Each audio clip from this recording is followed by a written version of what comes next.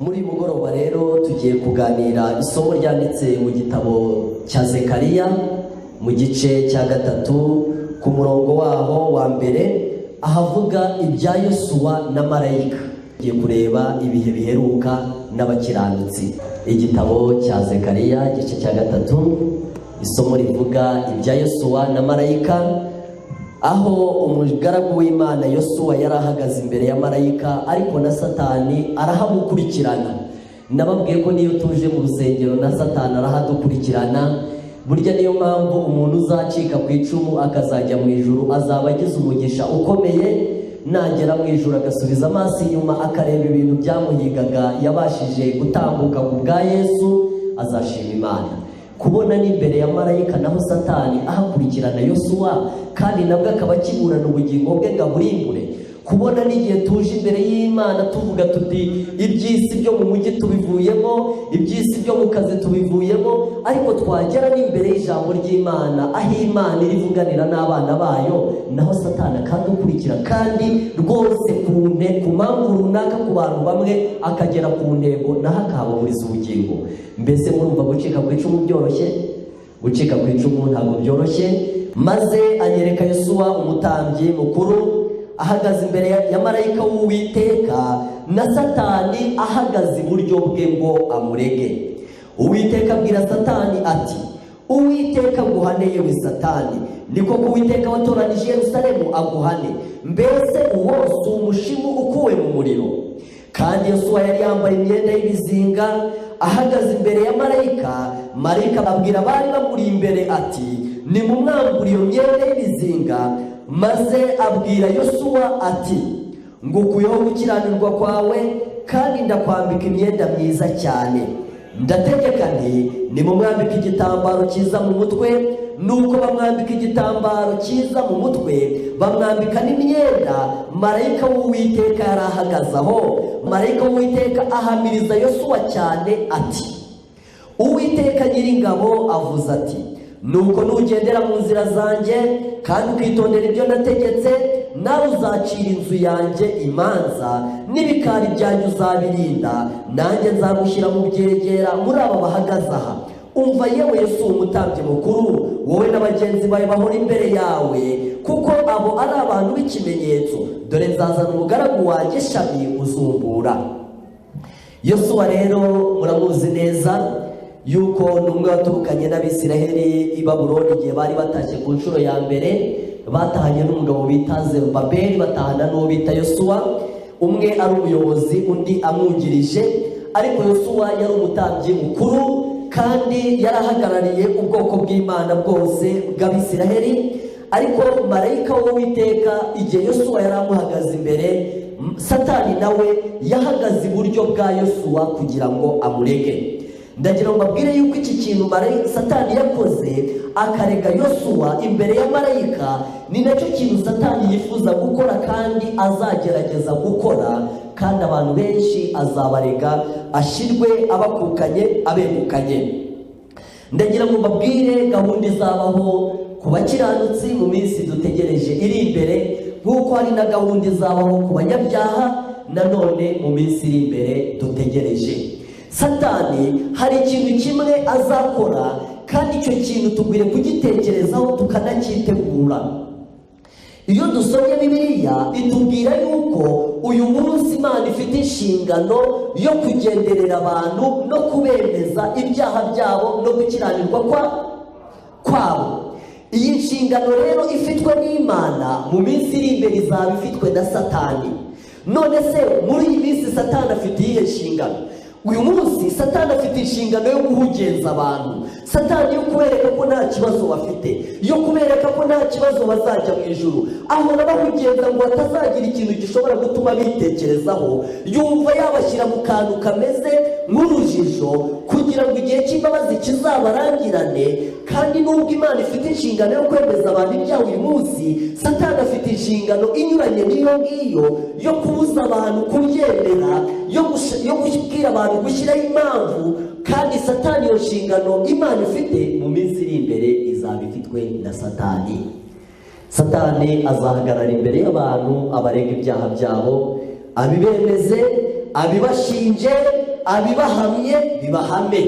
Umuntu azakorana n'umutima we ku birego azaba arimo aregwa, maze rwose yumva ibyo birego ntabwo abeshyerwa, kuko burya ibikorwa byose dukora Satani nawe agenza ate? Arabyitegereza. Kandi amagambo yose tuvuga Satani arayumva akabibika mu mutima we, ariko akaduhugenza ngo ibyo bintu tutazabyemera kugeza ubwo igihe cy'imbabazi kizarangira. Bavandimwe banjye, ndagira ngo mbabwire iki kintu nshaka kubabwira kandi basabe mu giha agaciro kagikwiriye. Imana uyu munsi ikora uwo murimo, kuko muri ubutumwa bwiza bwa Yesu bwanditswe na Yohana mu gice cya 16 umurongo wa 8 haranditse ngo umwuka wera naza azatsinda ab'isi, abemeza iby'icyaha n'ibyo gukiranuka n'iby'amateka. Kandi mu gitabo cy'umuhanuzi Yeremiya mu gice cya 3 umurongo wa 13 haranditse ngo icyo gushakaho ni kimwe gusa, nuko wemera ibyaha byawe, kuko biravuga ngo uhisha ibicumuro bye ntazagubwa neza, ariko umuntu ubyatura akabireka azagenza ate? Uyu munsi Imana ifite inshingano yo kwemeza abantu ibyaha, kandi umwuka w'Imana niyo nshingano ye ikomeye. Ariko iyo icyo gitekerezo kije mu bitekerezo by'umuntu, Satani aramuhugenza, akamwereka ibintu byiza nawe yakoze, akamwereka ibintu bibi nawe yaretse, akamwereka abantu bamurusha kuba abanyabyaha, bigasoza umuntu atemeye ko ari umunyabyaha, cyangwa yanabyemera ntabyemere 100%. Ariko mu minsi iri imbere Satani azakora uwuhe murimo? Azashinja abantu bose, abahagaze iburyo, azi ko igihe cy'imbabazi cyarangiye. Uyu munsi nta muntu Satani ashobora gukubagarira, kuko azi yuko aramutse abwiye umuntu ibyaha bye umuntu yamucika, kuko imbabazi zikigenje gute? Hari ikintu kimwe Satani arindiriye ko Yesu aguka ku ntebe y'imbabazi, ngo maze abwire abantu ati nimwihute dore igihe kirabashiranye. Uyu munsi ndashaka kubasomera umwuka buhanuzi cyane, nkabasomera ibintu Satani azakora bikomeye. Ndagira ngo mbabwire yuko yisomye mu gitabo cyitwa Abakurambere n'Abahanuzi, bavuga nanone uburyo Satani yaburanye umurambo uwo bita Mose, arimo yerekana icyaha Mose yakoze, arimo yerekana igihano cyacyo, ndetse ngo aburana umurambo we yizimbye cyane adakurwa ku izima, abwira Imana ati ni kuki umuntu wamubabarira njyewe ukandimbura? Icyaha yakoze n'icyo njyewe nakoze bitandukaniye he? Ariko ndibuze kubabwira amahirwe umuntu azaba afite muri icyo gihe kizaba kiriho cy'umubabaro ukomeye. Ngiye kubanza mbabwire mu gihe cy'umubabaro wa Yakobo mu gitabo cyitwa Abakurambere n'Abahanuzi, ku cyigisho kiri kuri paje 101, kandi ndashaka ko aya magambo nyasoma namwe mukayumva. Kristo nahagarika umurimo wo kuba umuhuza w'abantu n'Imana, icyo gihe cy'umubabaro kizatangira. Ubwo kandi umwanzuro w'urubanza rw'umuntu wese uzaba waramaze gufatwa, kandi nta maraso y'imongano azaba akiriho yo koza abantu akabakura mu byaha byabo. Rya tangazo rikomeye rizatangwa ngo ukiranirwa agumye akiranirwe, uwambaye mu mutima agumye yandure, umukiranutsi agumye akiranuke, uwera agumye yezwe. Nk'uko Yakobo yari afite ubwoba bwo kwicwa na mwene se, niko n'abantu b'Imana bazatezwa umubabaro ukomeye cyane n'abakiranirwa. Kandi abakiranutsi bazagumya batakambira Imana amanywa n'ijoro kugira ngo ibarokore. Satani yari yareze Yakobo imbere y'abamarayika b'Imana asaba kumurimbura ku bw'icyaha cye. Yagerageje kumuhatira gutekereza icyaha cye kugira ngo amuce intege maze ave ku Mana. Igihe Yakobo yatakambaga kandi arira, abamarayika b'Imana bashatse kugerageza kwizera kwe, maze nabo bamwibutsa icyaha cye kandi bashaka no kumuvaho. Ariko Yakobo yari yaramenye ko Imana ari inyambabazi. Ubwo yasubizaga amaso inyuma akareba imibereho ye, byari bigiye kumutera kwiheba, ariko agundira marayika maze akomeza kumusaba aboroga biteye agahinda, kugeza ubwo yabonye icyo yashakaga. Nguko uko abantu b'Imana bazamera mu ntambara iheruka, bazarwana n'umubi. Imana izagerageza kwizera kwabo, kwihangana kwabo, n'uburyo biringira imbaraga yayo. Satani azagerageza uko ashoboye kose kubatera ubwoba, abazanamo ibitekerezo bibabwira yuko ibyaha byabo ari byinshi cyane, ku buryo bitababarirwa. Nibasubiza amaso inyuma bakareba imibereho yabo, ibyiringiro byabo bizayoyoka. Ariko nibibuka imbabazi z'Imana no kwihana kwabo nyakuri, bazasaba Imana gusohorezwa amasezerano yayo. Kwizera kwabo ntikuzagwa kuko amasengesho yabo adashubijwe ako kanya. Nta kindi imitima yabo izabivuga uretse aya magambo ngo sinkurekura utampaye umugisha.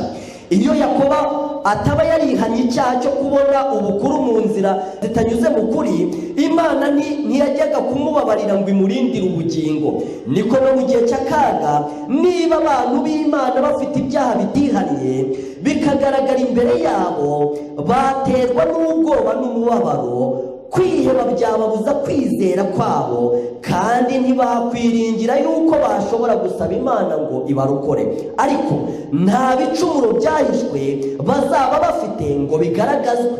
Ibyaha byabo bizaba byarahanaguwe n'amaraso y'impongano ya Kristo, kandi ntibizaba bikibukwa.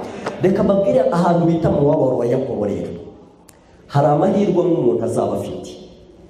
Satani muri iki gihe, uyu mubabaro twumva mutakumva ko ari akarengane, oya, ahubwo uyu mubabaro Satani azigomba ubugingo bw'umuntu wese ujya mu ijuru.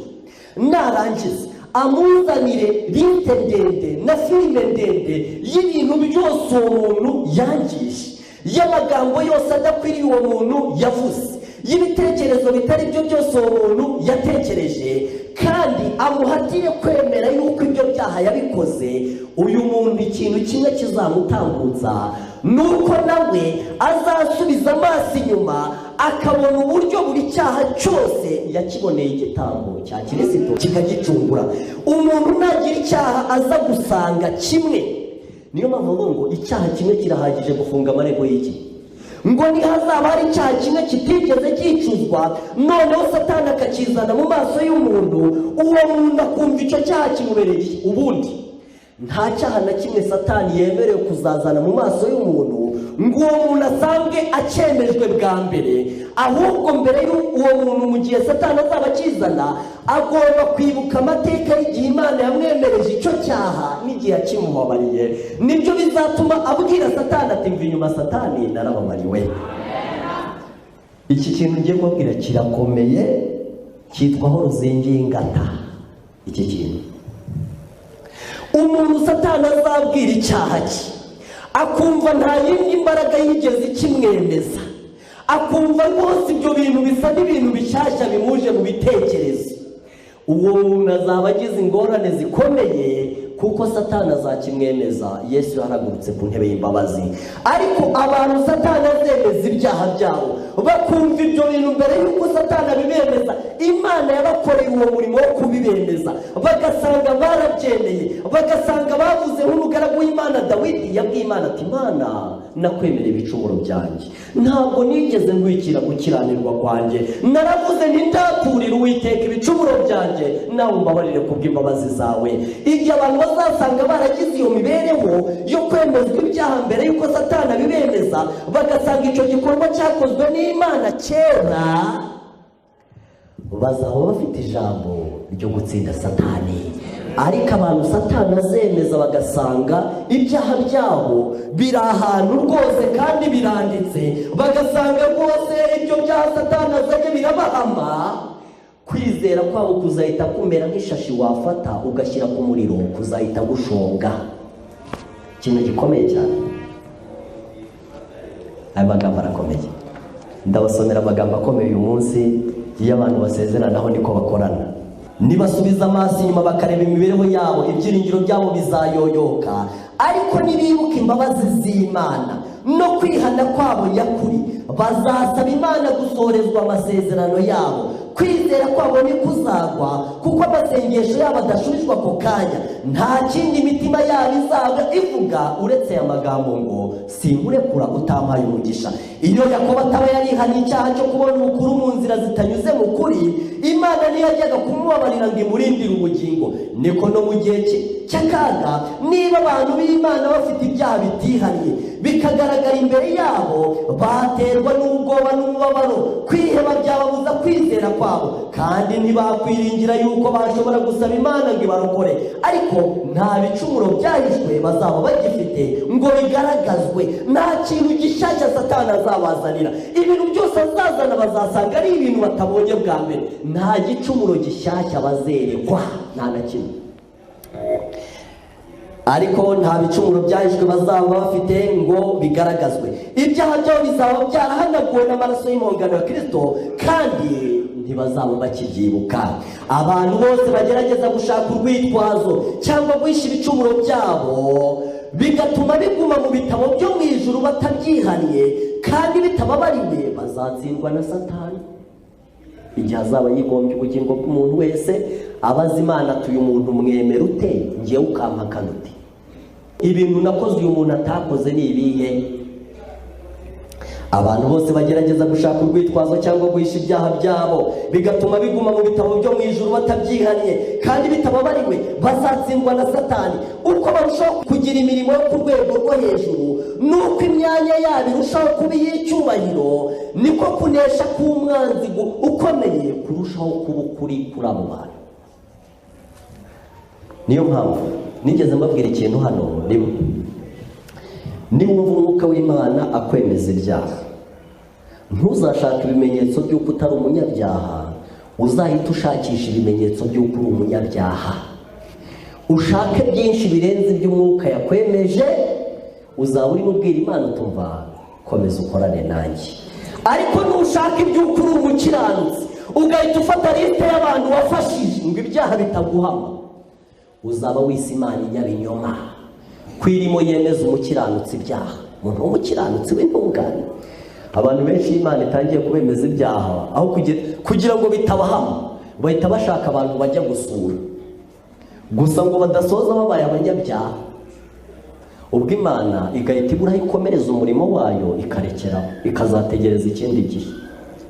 Wari uzi ko iyo umwuka w'Imana atangiye kwemeza abantu ibyaha kugira ngo bitabahama, bahita bashaka abantu bafasha, cyangwa bagahita bakora liste y'abo bafashije.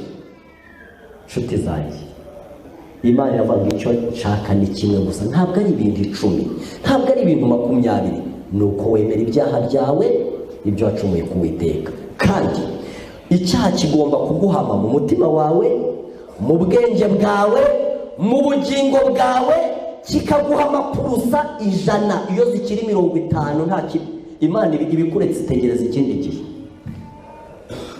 Rero iki cyigisho cyiza turimo tugereraho ku musozo ucyumvi.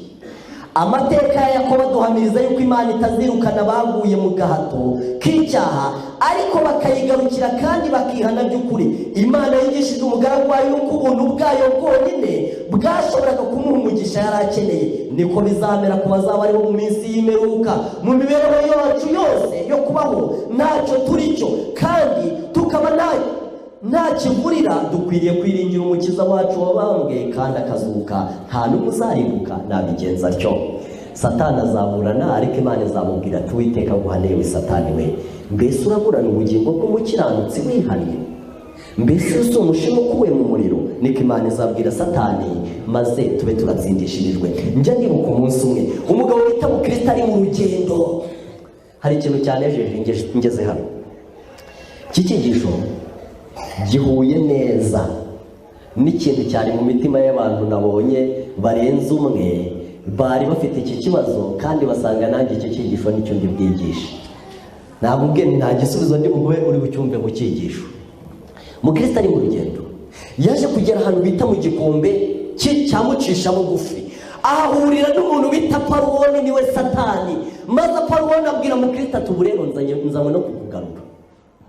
Ati bambwiye ko wancitse kandi kinzanye no kukugarurira. Mukristo abwira Parwoni atumva ibihembo byawe narabigaye, nicyo cyatumye ntekereza iyindi nzira. Parwoni amubwira ati niba waragaye ibihembo byanjye ntacyo, ngwino dusubireyo, ibihembo nzabyongera. Mukristo amubwira atumva nta gusubiraho ntibyashoboka, kuko ubu tuvugana namaze gusezerana n'undi mwami kandi sinakwica iryo sezerano kuko naranarahiye. Aparuwona aramubaza ati ibyo si byo bankoreye se? Ntuzi ko twari twarasezeranye? Ntuzi ko twari twararahiranye yuko uzamwanya iteka, none ukaba ucitse, ariko ntacyo nugaruka icyo cyaha nzakikubabarira. Umukristo aravuga atumva sindi busubiraneyo nawe, ahubwo uva mu nzira nkomeza urugendo, kuko nabonye undi mwami mwiza ukuruta. Maze Aparuwona abwira Mukristo ati uwo mwami urinde uvuga, inshuro wamuhemukiye wazibara. Icyambere, mu itangira ry'urugendo rwawe waracogoye, ushaka gukurwaho umutwaro uburyo butari bwo, uva mu nzira yakuyoboye. Icya kabiri, wageze mu isayo gahinda gasaze, uravoyagura kubura gatoya ngo upfe. Icya gatatu, yamushinja ibintu byinshi ati kandi iyo urimo uvuga ibyo kujya mu ijuru ibyo bintu byose urabizinzika nk'ibitarabaye.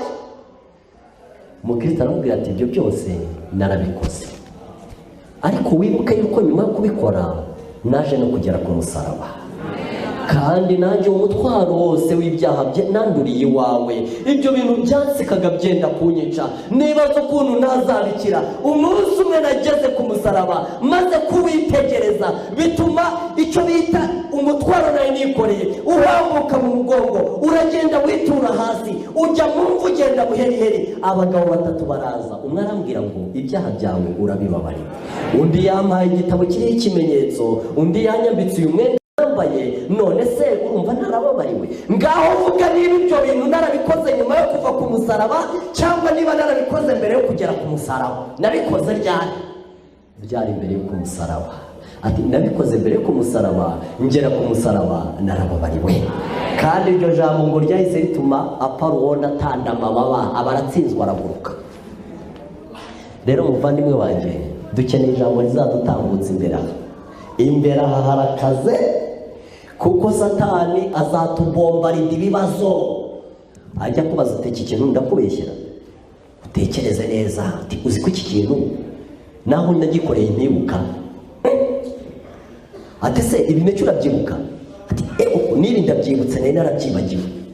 Uravuga iki ko abantu kwizera kwabo kuzahita kumera nk'ishashi ishyizwe ku muriro igihe Satani azabibutsa ibyaha byabo, kandi Imana yarashatse kubibemeza kera ishaka kubibabarira, maze bagakora uko bashoboye ngo bitabahama? Uravuga iki? Uravuga iki ko abantu benshi umubabaro wa Yakobo uzaba ikigeragezo? Bya bindi bipfuritse kure.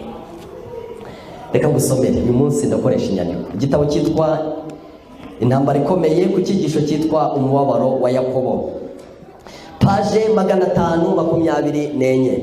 Satani yareze Yakobo ku bamarayika b'Imana, amusabira urupfu kubw'icyaha yari yarakoze ubwo yari amaze guha Esawu inama yo kumutera.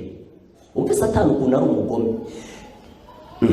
Kandi muri ya ntambara y'ijoro ryose Satani yihatiye cyane guca uwo mukurambere intege kugira ngo arekure Imana. Hari ibintu bitatu Satani yakoreye rimwe. Icyambere, ngo yareze Yakobo ku bamarayika, sibyo? Ababwira icyaha Yakobo yakoze, ababwira yuko atajya mu ijuru ngo byemere, kandi ngo ubwo yari yagiye no guhagurutsa Esawu amubwira ati ngwino nkwereke umuntu unyicira, akiri mu gushidikanya.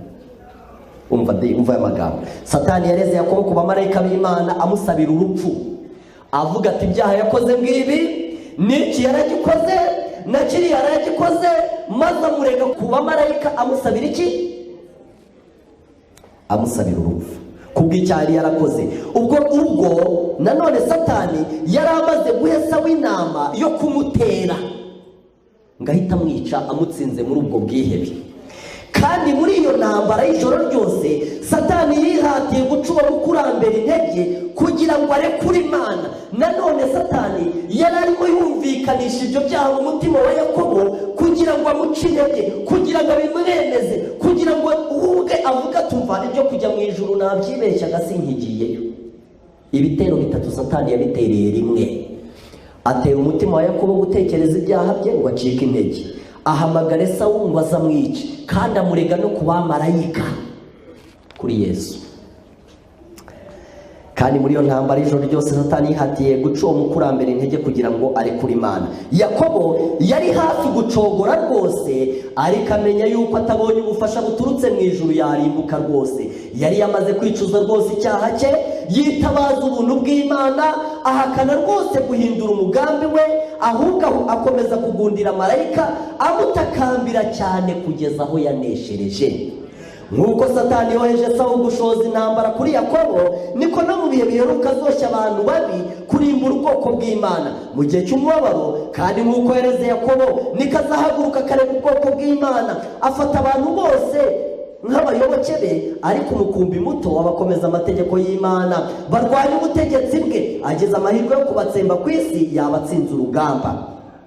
Mu gihe Satani ashinja abantu b'Imana ibyaha byabo, imwemerera kubagerageza uko ashoboye kose. Ibyiringiro byabo, kwizera kwabo, kwihangana kwabo bizanyuzwa mu ruganda. Mu gihe bazabatekereza ibyababayeho mu gihe cyashize, ibyiringiro byabo bizayonga, kuko basanze ko mu mibereho yabo nta byiza byinshi bakoze.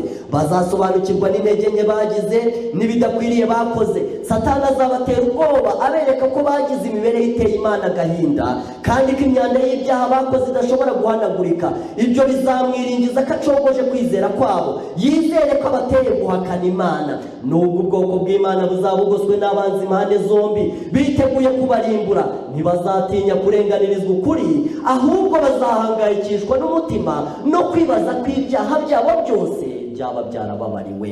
Reka nkubwire ikintu kizaba kiba gihangayikishije ubwoko bw'Imana, ntabwo ari ugukira akarengane, ntabwo ari ugukira urupfu ruzaba rubegereye, ahubwo bazaba bavuga bati ese Mana, nta cyaha cyasigaye cyanditse mu gitabo cyawe kiticujijwe ngo kibabarirwe. Nubwo ubwoko bw'Imana buzaba bugoswe n'abanzi impande zose biteguye kubarimbura, ntibazatinya kurenganyirizwa ukuri, ahubwo bazahangayikishwa umutima no kwibaza ko ibyaha byabo byose byababariwe, kandi ko ahari baba baratsinzwe no gusohoza amasezerano y'umukiza wabo. Nzakurinda mu gihe cy'ibigeragezo bigiye kuza kugerageza abari mu isi bose. Mu gihe baba bahamirijwe yuko ibyaha byabo byababariwe, ntibaba bagitinya gushinyagurirwa no kwicwa urubozo, ahubwo bazibona ko badakwiriye, bakaba babuza ubugingo bwabo kubera imico yabo mibi igayisha izina ry'Imana. Ariko imbere y'Imana bazashavuzwa n'ibyaha byinshi bakoze, bibuke ko ibyo mu bihe byashize bakwiriye kubyicuza, maze bagasaba Imana kubasohoreza iri sezerano ngo ahubwo yisunga imbaraga zanjye abone kuzura nanjye.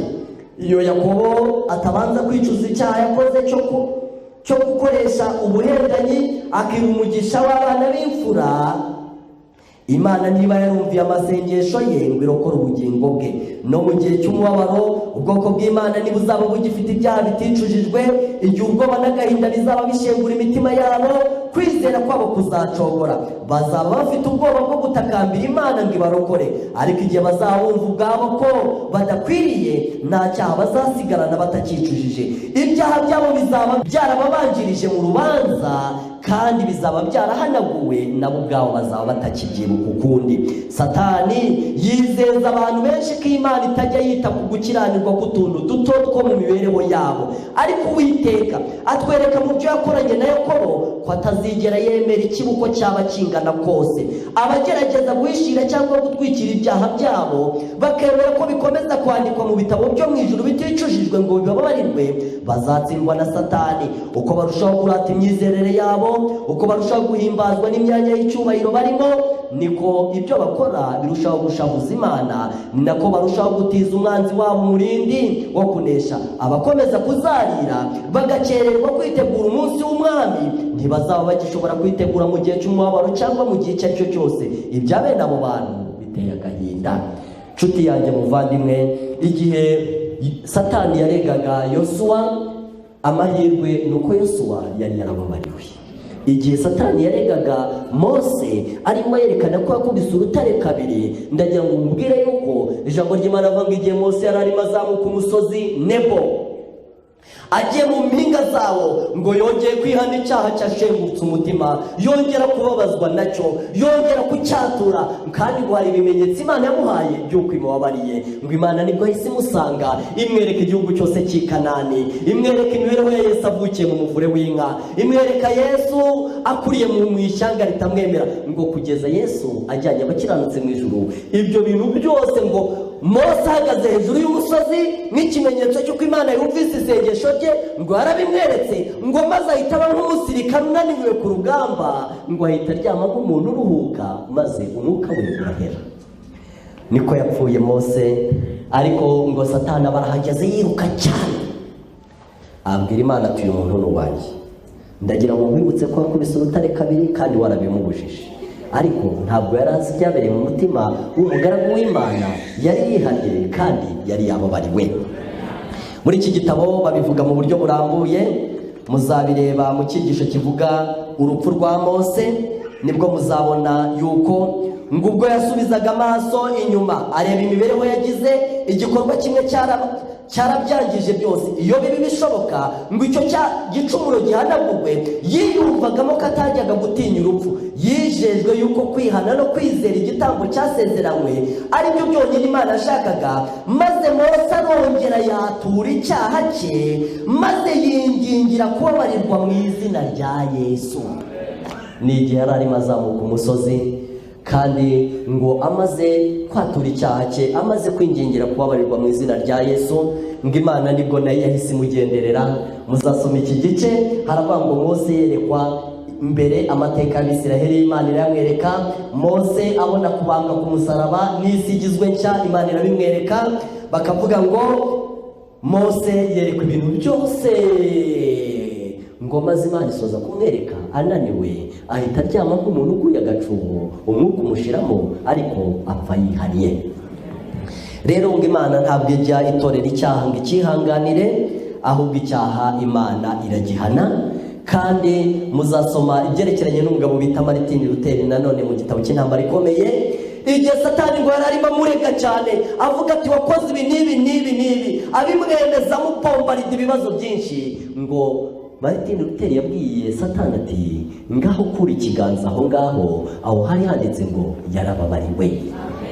Rero muvandimwe, ngiki kintu kizadutambutsa, naho ubundi Satani azatwibasira mu mubabaro wa Yakobo, azahagurukira kudushinja umurimo ufitwe n'Imana uyu munsi Satani nta muntu ashobora kwemeza ibyaha bye, kubera yuko zikabibemeje basanga Yesu cyicaye ku ntebe y'imbabazi. Ahubwo uyu munsi Satani none hakora iki? Arabahugenza, akababwira ati nta igihe kirahari, akababwira ati nta kibazo gihari, akababwira ati nimwigumira aho nta kibazo. Satani uyu munsi nta muntu yemeza ibyaha. Nuzajya wumva hari imbaraga kwemeza ibyaha, uzajya umenya ko ari Imana, kuko Satani ntiyakora icyo gikorwa. Azi yuko abikwemeje wamucika, azi yuko wasanga Yesu. Niyo mpamvu uyu munsi umurimo we ni uguhugenza abantu, umurimo we ni ukubabuza kubyemera, umurimo we ni ukubatera kubitwikira, kandi ababitwikira ntibazaguka neza. Mu minsi iri imbere rero nibwo azakora umurimo wo kubyemeza abantu, nibwo azakora umurimo wo kubizahura, abizure. Niyo mpamvu igihe cyo kwihana ni iki? Uyu ni wo munsi wo gukirizwamo, ni wo munsi wo kwemererwamo. Kandi mu minsi iri imbere icyo abakiranutsi bazahura nacyo cyitwa umubabaro wa Yakobo, ntabwo ikibazo gikomeye cyane kizaba kibiriho ari urupfu, ahubwo ikibazo gikomeye ni ugutekereza ko haba hari icyaha na kimwe cyaba gisigaye cyanditse mu bitabo byo mu ijuru kitarigeze kihanwa ngo kibabarirwe. Kandi igihe Satani azaba abishyira ku murongo abibazanira, buri cyaha cyose bazasanga cyarabonye intsinzi. Bazabura icyaha na kimwe bashobora gusanga ko bemejwe bwa mbere, bazasanga ibyo Satani abemeza byose Imana niyo yabibemeje bwa mbere. Kandi kuri ibyo byaha yarabahaye ibyiringiro, yarababwiye yuko nk'uko izuba rirasira ritarira aho rirengera, ariko ijugunye ibyaha byabo kure, abo bantu bazaba bafite ibyiringiro. Nicyo gituma ibirego bya Satani bizabura ifato, nabo bazabwirwa nk'uko babwiwe kuri Yosuwa bati muva inyuma Yosuwa, kuko uwo ni umushimu ukuwe mu muriro, uwo nguwo wacitse ku icumu, uwo nguwo agize umugisha ukomoka ku Mana. N'abantu bangahe mbabwiye Satani yashatse guca intege abemeza ibyaha byabo, harimo Yosuwa umutambyi mukuru, harimo uwo bita Yakobo kuko Satani yamureze ku bamarayika, ahagurutse Sawuli ngo azamwice kandi amurega no ku mutima nama we aramushinja, ariko Yakobo asanga yaramubariwe. Muzasoma mu gitabo cyitwa Itangiriro muri Bibiliya mu gice cya 32 ku murongo wa 23 ahavuga ngo Yakobo akirana na marayika. Muzasoma uburyo Yakobo ngo burya yaragiye amara imyaka 20 iharani kwa Labani ahetse umutwaro. Ubundi Yakobo ikintu cyo gutwara umugisha mukuru we yari yaragikoze yifuza kubona umugisha ngo Imana yasezeranye ya Aburahamu, maze ahubwo atangazwa nuko icyo gikorwa yakoze aricyo kitumye uwo mugisha umujya kure kurutaho, aricyo cyongereye icyaha cye. Amara imyaka 20 ahetse umutwaro yibaza ati uyu mugisha nzawubonane, ariko ngo yihana icyaha cyabikuye ku mutima, umugore we atabizi, abana be batabizi, ariko Imana iramwemera kandi Imana yamubwiye amagambo arimo ahunga. Imana imubwira iti nzabana nawe, nzakujyana muri kiriya gihugu kandi nzakugarura amahoro kubera yuko uri umugaragu wanjye Yakobo. Yakobo rero nawe Satani yaburanye ubugingo bwe aramurega. Uwo kandi n'uwa kabiri nyuma ya Yosuwa, undi wa gatatu ni Mose. N'umurambo we Satani yarawuburanye, ariko Mose kuko yari yazamutse umusozi yatura icyaha cye agisabira imbabazi ngo yongeye kwingingira kubabarirwa kandi abona icyo yashakaga. Nubwo Satani nawe yamuburanye ariko yaratsinzwe. Undi muntu Satani yaburanye ni umuntu bita Mukristo. Yaramubwiye ati mwitangira ry'urugendo waracogoye, yaramubwiye ati washatse gukurwa umutwaro mu buryo butari bwo, yaramubwiye ati wakoze ibi n'ibi byaha byinshi. Ariko Mukristo yaramubwiye ati ibyo narabikoze, nyuma yaho nza guca ku musaraba ndababarirwa. N'abakiranutsi igihe bazaba nta cyaha na kimwe batigeze bemezwa n'Imana, igihe byose Imana izaba yarabizanye kandi yarabibashingije bikabahama, bakaba baragiranye barabibabariwe, nabo bazanesha nk'uko aba bakurambere nabo banesheje. Reka nsome amagambo. Paje heruka gatabo kitwa Inama z'Imana muri iyi minsi, paje 60. Muzasomamo icyigisho gisoza aka gatabo kitwa ngo impanga zitandukanye. Niko bizaba ku bakiranutsi ubwo bazisubiramo bareba ibyaha bakoze mu kubaho kwabo kwa kera, bazaba bari hafi yo kubura ibyiringiro rwose, ariko ubwo bazamenya ko bari hagati yo kubona ubugingo cyangwa urupfu, bazatakira cyane Imana bayisaba kubemera ku mpamvu z'uko ibyaha byabo ari byinshi byabateye intimba, bakaba baramaze kubyicuza bicishije bugufi maze bavuga isezerano ryayo. Naho bitabaye bityo, ahubwo yisunga imbaraga zanjye abone kuzura nanjye ndetse niyisunga imbaraga zanjye.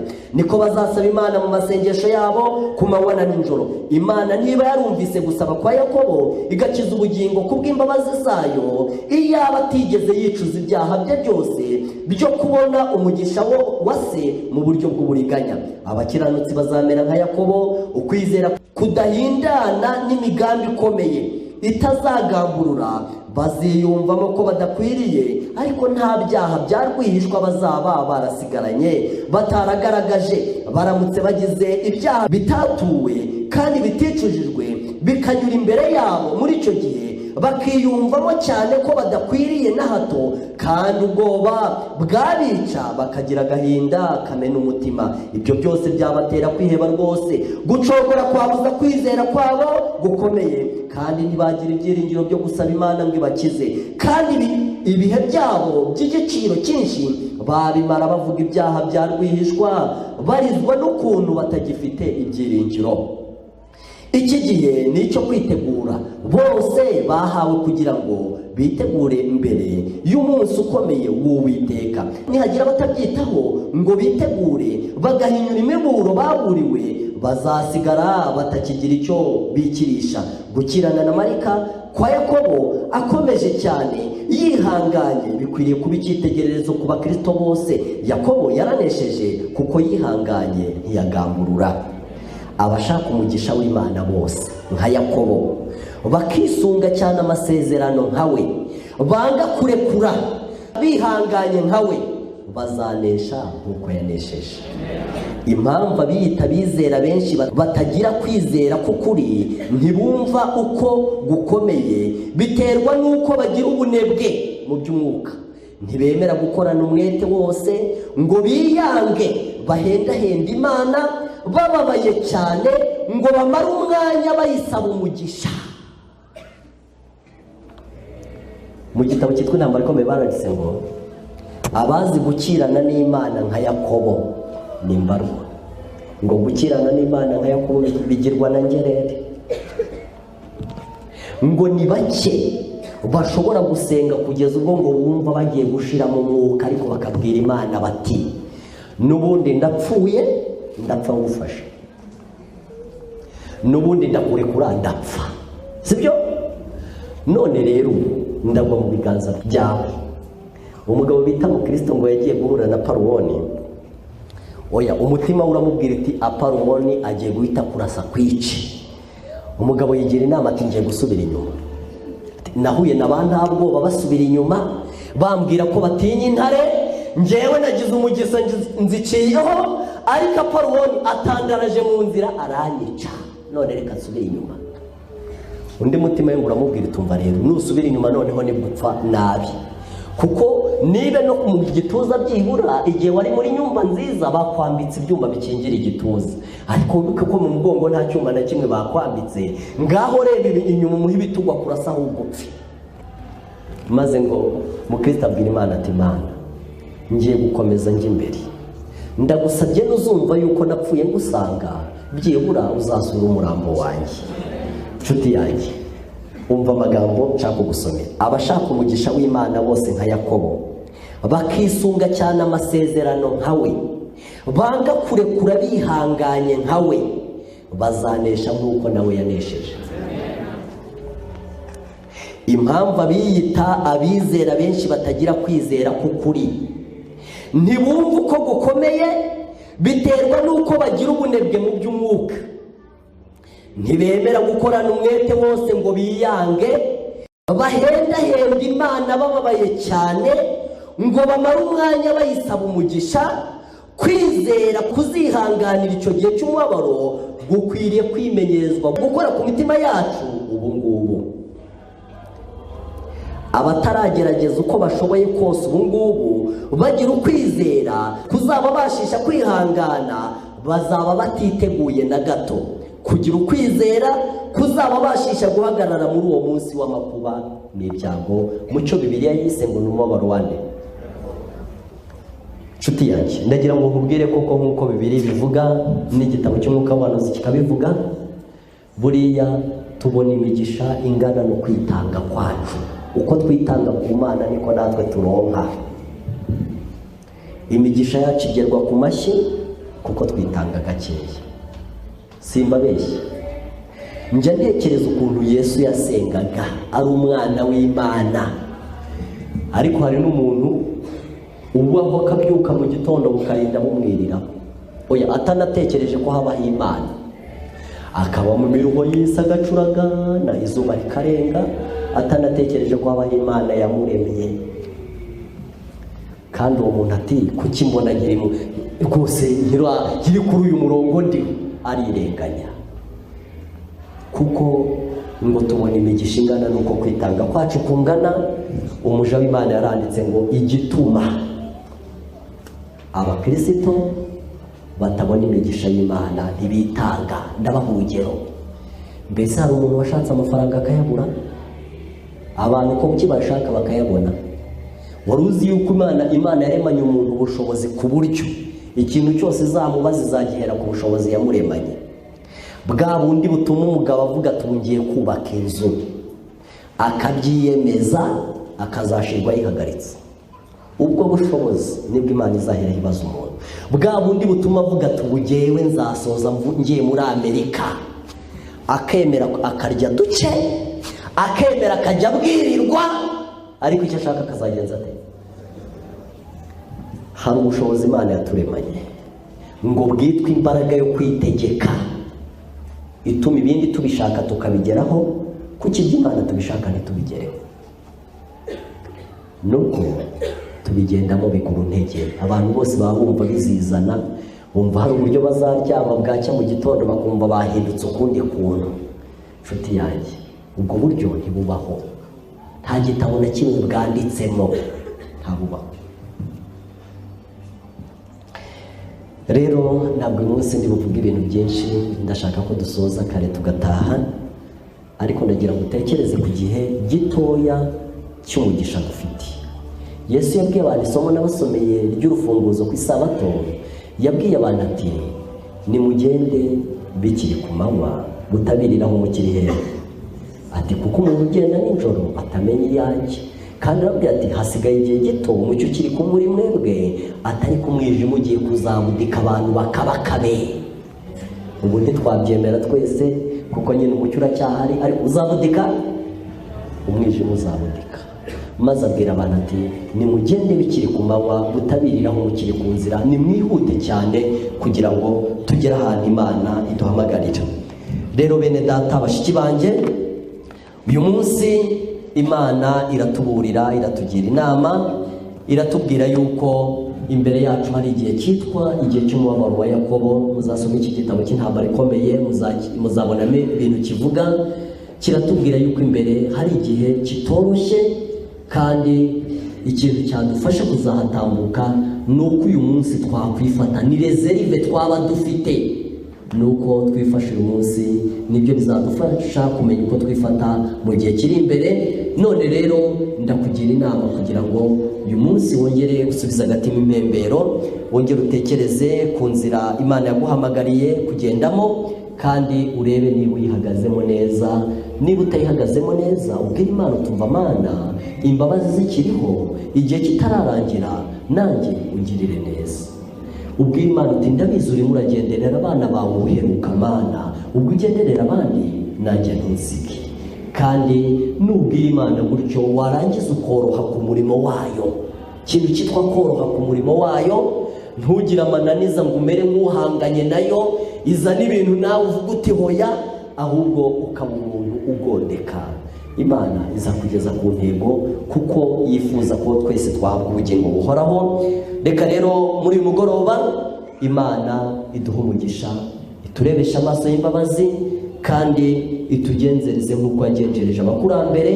Igihe Satani azigomba ubugingo bwacu akabuburana cyane, atava ku izima, yerekana ngo impamvu ngahazana, mu gitabo waranditse ngo azaburana hazana, atava ku izima avuga ati nabanjye mfite ibimenyetso.